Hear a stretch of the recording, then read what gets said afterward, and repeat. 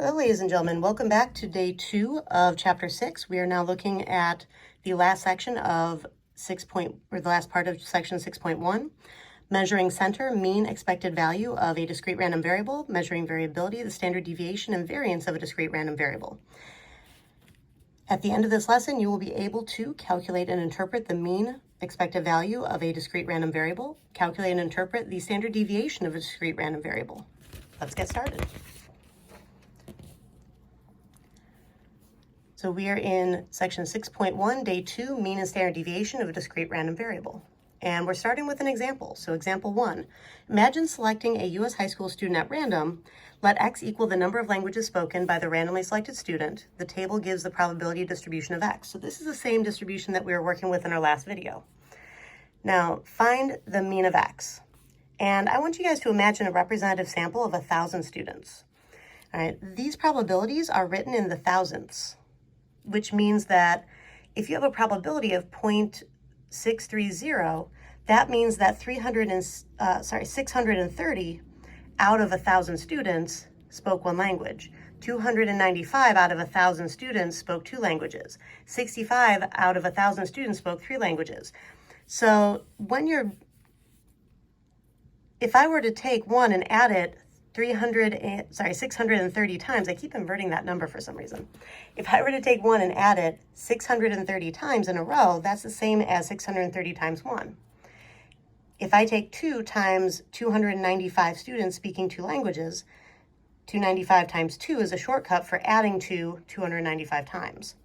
65 students would speak 3 languages, 8 students would speak 4, and 2 students would speak 5. All divided by the 1,000 students I would have in that representative sample. All right, so if I do this, I multiply and then add all these up and divide by 1,000, that would come out to 1.457 languages. Now the interpretation is that if many U.S. high school students are randomly selected, their average number of languages spoken will be about 1.457. And if you need a laugh, here's a cartoon for you. Now, if we go to calculate the median of x, how does it compare to the mean? And why should this have been expected? All right, well, the median is the 50th percentile. And if we look at our cumulative probabilities, which are the percentile locations of these different numbers, 1 represents about 63% of U.S. high school students. So that means that the 50th percentile will be within this bar of 1 because there isn't really any variability within this bar. So the median is going to equal 1 language because that's where that 50% cutoff would be within. Now the mean is greater than the median, which makes sense because the probability distribution is right skewed. And right skewed distributions, the mean is pulled towards the skewness, which means the mean is pulled greater than the median. Now this next bit you can read on pages 394 to 398. Now how do you calculate the mean of a discrete random variable, and is the formula on the formula sheet, does it have another name? All right, so for our definition, the mean, also known as expected value of a discrete random variable, is its average value over many trials of the same random process. This is why I was interpreting the mean of this distribution this way. And that many trials is referring back to the law of large numbers that we worked with back in chapter 5. Now the calculation for the mean of x, another word for it is expected value.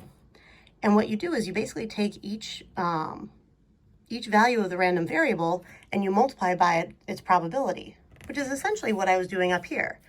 The 630 divided by 1,000 is 0.630. That times 1 gives me the first part of this. 295 divided by 1,000 was that 0.295 times 2 gives me this part of it. So that's essentially what you're doing. You're taking each value times its probability plus the next one times its probability all the way through until the end, which is what this means. All right, this symbol right here means add them all up. It's the summation symbol. So the sum of each individual value of the random variable times its own probability is going to be your expected value, which is the mean. And is it on the formula sheet? Yes, it's on the formula sheet, but it's written like this. So instead of p sub I, it's written as probability of that individual value. So it's written slightly differently. All right, let's move on to the next page. Now, does the expected value of a random variable have to equal one of the possible values of the random variable? No. Right? The expected value does not need to do that. The mean doesn't have to be a number from the distribution. And should the mean or expected values be rounded to the nearest integer? No, absolutely not. And please see this AP exam tip if you don't believe me. If the mean of a random variable has a non-integer value, but you report it as an integer, your answer will not get full credit. So please be careful with this. Don't round too much. It is okay to round in some cases, especially when you have a really long decimal, but if your decimal only has 3 or 4 decimal places, just write all of it. When in doubt, write it out. And how do you calculate the variance and standard deviation of a discrete random variable? And are these formulas on the formula sheet? So for our definition, the standard deviation of a discrete random variable measures how much the values of the variable typically vary from the mean in many, many trials of a random process. So this is, again, referencing the law of large numbers in terms of the probability, but this time in terms of standard deviation definition combined with that law of large numbers for probabilities, because probability is part of its calculation. Now, the variance of x is the standard deviation squared, and what you're doing is you're taking each individual value of the variable minus the mean and then squaring that difference and then taking it times the probability. And you're repeating that process all the way through until you have each of those individual difference from the mean squared times the probability. And the sum of all of those is your variance. Now, in order to find standard deviation, take the square root of that answer. All right, so all of this underneath the square root sign. Now, yes, the formula is on the formula sheet. However, it's written as the square root of the sum of each value of the variable minus the mean quantity squared times the probability. All right, so it's written the way that I have it over here, but with that probability notation as opposed to piece of I. Now, calculate and interpret the standard deviation of x in the languages example. All right, so if we go through and we take each of these languages minus the mean of 1.457 quantity squared times the 0.630 for the probability plus 2 minus 1.457 quantity squared times the probability 0.295, and we keep doing that all the way through. When we type all this into the calculator, we get 0.450151. Now, this was actually an exact answer. I took the square root of that answer, and that's how I got 0.6709 languages.